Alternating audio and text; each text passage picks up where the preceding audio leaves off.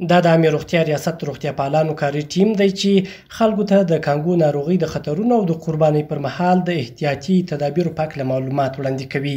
هغوی له خلکو وغوښتل چې د قربانۍ پر مهال باید ځانګړي جامې او اړین توکي له ځان سره ولري.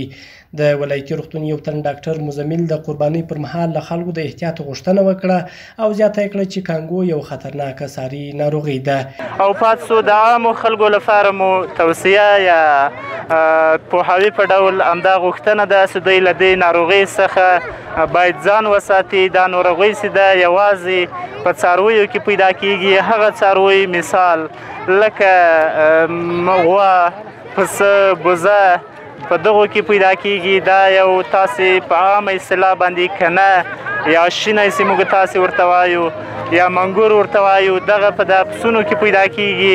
داسې کله وخت انسان وچشي یا انسان وخوري نو له دې وجه څخه په دې مریضي باندې اخته کیږي. د زابل عامې روغتیا ریاست مرستیال ډاکټر حکیم الله سجاد د اختر شپو ورځو کې د روغتیايي ټیم د پوره چمتووالي خبره وکړه او زیاته یې کړه چې په دې موده کې به د کانګو ترڅنګ د ټولو ناروغیو مخنیوي کې ځانګړی شوی ټیم پوره هڅې وکړي. نن د عامې روغتیا ریاست ټیم او ورسره ګډ د زراعت ریاست همکاران راغلي دي د ګنج ته چې د کانګو یا د کریمین کانګو هیمراجیک فیور ناروغي په اړه خلکو ته عامه پوهاوی ورکوي او د عامه پوهاوي لپاره ګنج ته راغلي دي او همدارنګه د زراعت ریاست ګرمندان راغلي دي چې د لید ګنج شاوخوا انګړ او ټولو ساحو کې هغه دوا پاشي کړې ده.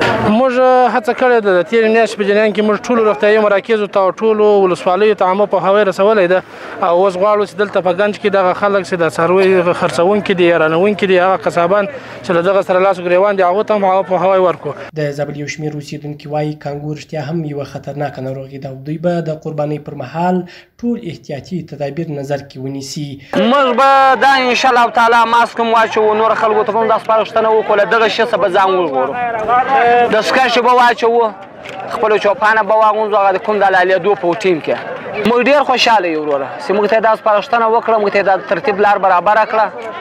انشاءالله کوم مشکلات به نه وي، موږ به هم ډېر احتیاط کوو. هیوادوالو ته مې دا پیغام دی چې کله تاسې کومه قرباني کوئ یا اختراع حلالوئ باید تاسې ځانګړي وسایل ولرئ لکه ماسک، دستکشې او ځانګړې جامې. د کانګو ویروس د څاروي په پوستکي یا د وړیو لاندې وي. دا ویروس پر حیواناتو اغیزه نه کوي خو د حیوان د وینې له لارې انسان ته انتقالیږي. د څارویو د حلالولو پر مهال ماسک، دستکشي او سپینې چپنې اچول کولی شي د دغه ویروس له انتقال څخه مخنیوی وکړي. عبدالقیوم ماجز، هوریت راډیو، زابل.